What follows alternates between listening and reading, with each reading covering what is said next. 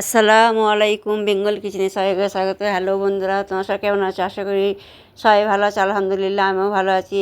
ফিরে আসলাম আপনাদের সামনে আবার এক ভিডিও নিয়ে। আমার পটল চিংড়ি রেসিপি আপনাদের সঙ্গে শেয়ার করে দেখতে থাকুন।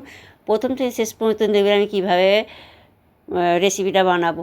পটল এইভাবে কেটে নিয়েছি, আলু এই ছোটো ছোটো করে কেটে নেবো, ছিলে নিচ্ছি। প্রথমে আলু এইভাবে ছিলে ছোটো ছোটো করে কেটে নিতে হবে। এইভাবে ছোটো ছোটো করে এইভাবে কেটে নেব। কাটা হয়ে গেছে, ধুয়ে তুলে নিলাম। এবার চিংড়ি মাছগুলো আমি বেছে নেব। এইভাবে চিংড়ি মাছ, যে সকল বন্ধুরা আমার এই চ্যানেলে নতুন, তারা অবশ্যই করে সাবস্ক্রাইব করে বেল আইকনটা ক্লিক করে আর পাশে যাতে নতুন নতুন রেসিপি আপনাদের সাথে সবার প্রথম এসে হাজির হয়। চিংড়ি মাছগুলো এইভাবে সব খোলা ছাড়িয়ে আমি খোসা ছাড়িয়ে ভালো করে কেটে নেব। এবার সব এইভাবে কেটে নিতে হবে। যে এতে যে একটা কালো সিঁড়িতে নোংরা থাকে কত, কেটে ওই নোংরাটা বের করতে হয়। এইভাবে সমস্ত চিংড়ি মাছগুলো আমি পরিষ্কার করে নেব। পরিষ্কার করা হয়ে গেছে। এবার চালমগজ আর কাজু নিয়েছি, নিয়ে আমি এবার বেটে নেব। এটা শিলনোড়াটাই বেটে নেব। আপনারা মিক্সিতেই বেটে নিতে পারে, আমিও মিক্সি আছে তবু আমি সিলভারটাই আপনাদের বেটে দেখাচ্ছি। এইভাবে বেটে নেব। সমস্ত কাজু আর চালমগজ বাটা হয়ে গেছে, উঠিয়ে নেব। এইভাবে উঠিয়ে নিলাম। উঠিয়ে নিয়ে এবার ফিরে আসলাম রান্নাতে। এবার আমি ওই মাছের মধ্যে লবণ আর নুন মাখিয়ে দিলাম।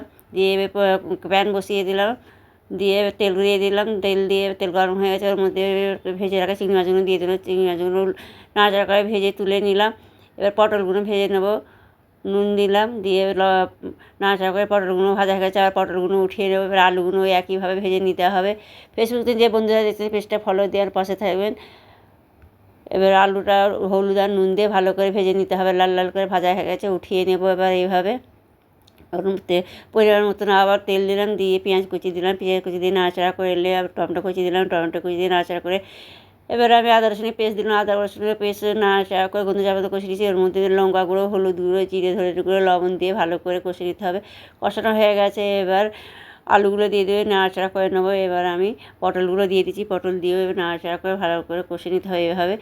এবার ওই চালমগজ কাজু বাটাটা দিয়ে দিলাম, দিয়ে আবার ভালো করে কষে নিতে হবে। আমার এই রেসিপি যদি ভালো লাগে অবশ্যই আপনারা লাইক শেয়ার কমেন্ট করবেন, বেশি বেশি করে শেয়ার করবেন, বন্ধুদের সাথে শেয়ার করবেন। আর কমেন্টে জানাবেন আমার চিংড়ি পটলের রেসিপি কেমন হয়েছে। চিংড়ি মাছগুলো দিয়ে দিলাম, এবার ঢাকা দিয়ে ফিরে আসছি কিছুক্ষণ পর। আবার ঢাকনা খুলে নাড়াচাড়া একটু করে দেবো। এবার নাড়াচাড়া করে দিতে হবে। এবার ওর মধ্যে আমি